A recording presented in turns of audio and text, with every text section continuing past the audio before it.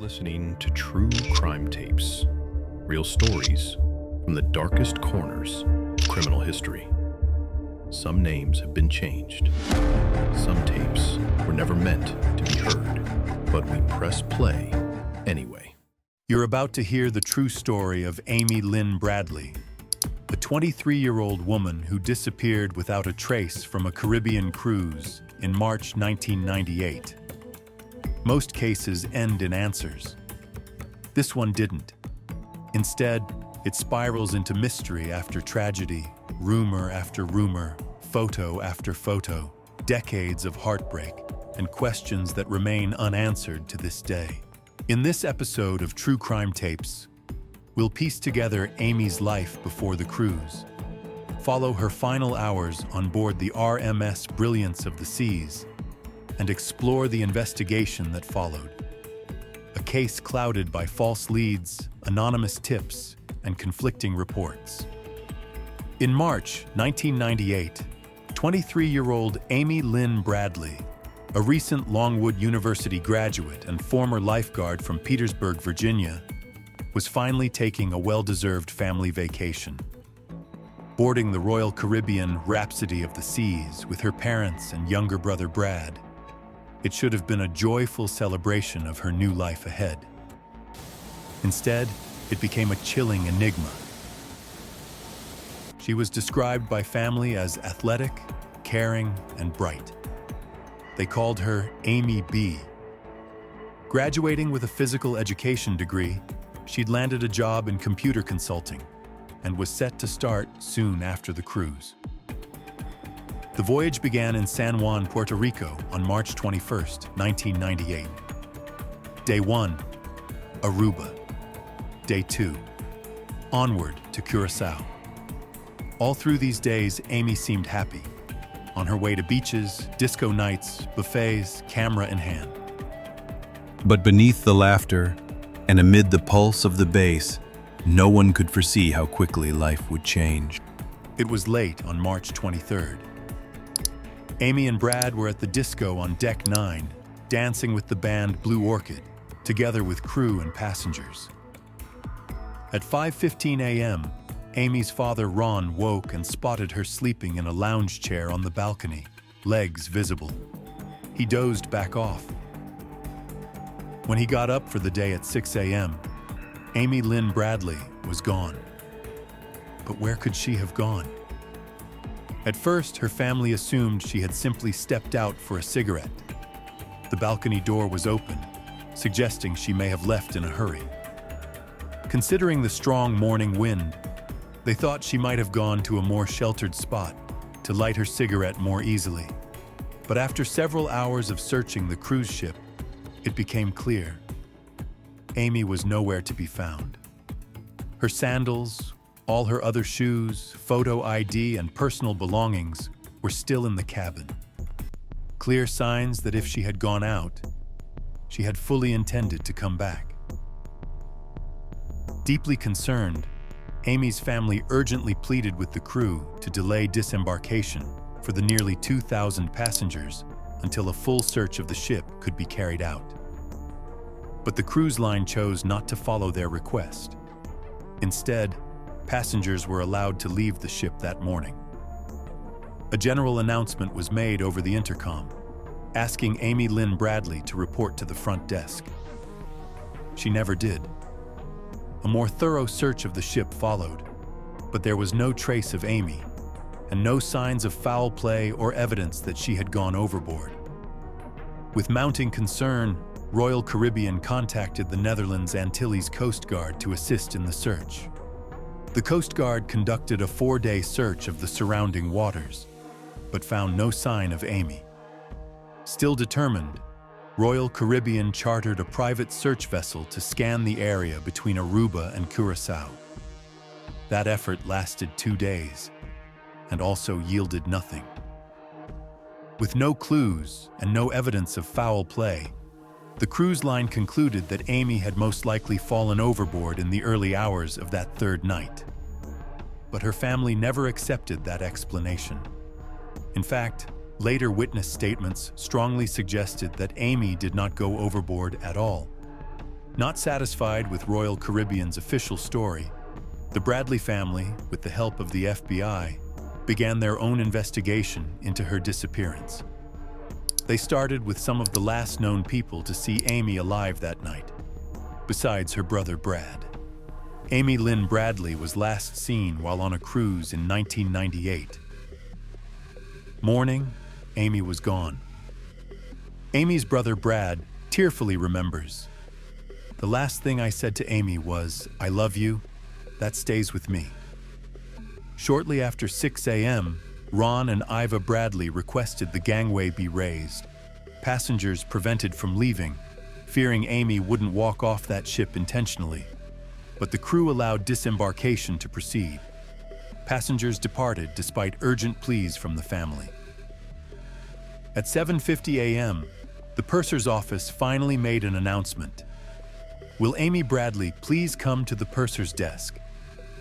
But by then, she was already gone. During their search for answers, the Bradley family uncovered troubling reports of human operating throughout the Caribbean, with white women being especially targeted. The initial theory: accident. Perhaps she'd fallen overboard, but experts quickly dismissed it. Amy was a strong swimmer, and the cruise railing was designed to prevent falls. Several crew members had shown unusual interest in Amy. One waiter reportedly asked Ron Bradley for his daughter's name, wanting to invite her ashore. Amy found it uncomfortable. The ship photographer removed all photos of Amy from display, said to be inexplicable. Flash footage was later confiscated by authorities. Rumors of obstruction began to circulate. One band member, Alistair "Yellow" Douglas, passed a polygraph, but his demeanor concerned the family. Brad recounted Douglas smiled and gave a thumbs up after the FBI interview. With no signs of Amy having fallen from the ship and no confirmed sightings of her reaching land, despite her being a strong swimmer, her family came to a devastating conclusion. Amy had likely been abducted. Over time, several eyewitness accounts have emerged that support this theory. One of the earliest came from a local taxi driver. He reported that shortly after the Rhapsody of the Seas docked, a distressed white woman, visibly shaken and alone, approached his cab in a panic. She kept asking for a phone, clearly desperate to make a call, but assuming she was just an intoxicated tourist, he dismissed her, and she quickly ran off. In late November 1998, FBI Special Agent James Weber confirmed, "We've pursued every angle, foul play, accident, and have basically not gotten anywhere." In August 1998, Canadian tourists at Playa Portomare reported seeing a young woman with Amy's distinctive tattoos, Tasmanian devil, gecko, Chinese character, walking with two men. In January 1999, a U.S. Navy petty officer in Curaçao's out.Banda bar encountered a distressed woman who claimed to be Amy Bradley. He said, "Amy Bradley from Virginia. She begged for help." He later admitted he stayed silent, fearing military repercussions. Once retired, he came forward, but by then, the brothel had burned down. While some criticized his delay, others defended him. In March 2005, a woman named Judy Maurer reported seeing Amy in a Barbados department store restroom, surrounded by men, threatened over a deal. She said that a woman had entered the restroom with a few men, who had threatened the girl if she didn't follow through on a deal. After the men left, the witness went up to the woman and asked if she was okay. The woman told her that her name was Amy and that she had been taken by the men. A composite sketch of the woman was made, but it brought no new leads. Judy heard the woman say she was Amy from Virginia. But even with public appeals, no further developments came. In 2005, disturbing photographs emerged. images of a lingerie-clad woman known as Jazz posted online. Her tattoos matched Amy's. A forensic analyst believed the images showed Amy, but FBI cautioned that they couldn't be confirmed. The T theory gained weight. Amy, an American on her first cruise, would have been valuable in the illicit S trade. Many believe crew may have orchestrated it, slipping her off under false pretenses. What investigators uncovered left even the most seasoned experts stunned. Multiple independent analysts examined a grainy yet haunting photograph, and their conclusions aligned with disturbing certainty. The woman pictured was Amy Lynn Bradley, the young woman who had vanished without a trace more than a decade prior. The image, unsettling in its raw portrayal of despair, reignited a flicker of hope in the hearts of her family. Hope that Amy was still alive, albeit living under unthinkable conditions, possibly enslaved, enduring horrors they could scarcely imagine. For the Bradleys, this revelation was both a blessing and a curse. It suggested that Amy had not perished during that fateful Caribbean cruise in 1998, as many had presumed. But it also painted a far darker reality, that she had been taken and possibly trapped in a brutal existence far from home. The hope of rescue burned anew, but it came with the weight of anguish, knowing that if Amy was alive, she was suffering. Still, years passed, and no further evidence surfaced to confirm her whereabouts or condition. With aching hearts and heavy reluctance, her family made the painful decision to have Amy declared legally dead in 2010. It was a formality they never truly accepted, a procedural necessity in a world that demands paperwork over faith. The courts deemed the most plausible explanation was that Amy had fallen overboard in the international waters off the coast of Curaçao. But to her parents, that theory never fit. Amy had been a strong swimmer, cautious and alert. Something more sinister had always seemed likely. Refusing to let their daughter's memory fade into the abyss, Amy's family transformed their grief into purpose. They became tireless advocates, keeping her name and face alive in the public eye. Through television documentaries, news specials, podcasts, online campaigns, and true crime forums, they told and retold Amy's story, clinging to the belief that someone, somewhere, might know the truth. Their efforts included a $250,000 reward for Amy's safe return and a $50,000 reward for information leading to a verifiable location. It's a powerful incentive, one they hope will eventually convince someone, anyone, with knowledge of Amy's fate to step forward. Because the family believes, as so many do, that there are people out there who know what happened. Someone knows how Amy disappeared that night. Someone who perhaps saw something or even participated in something terrible.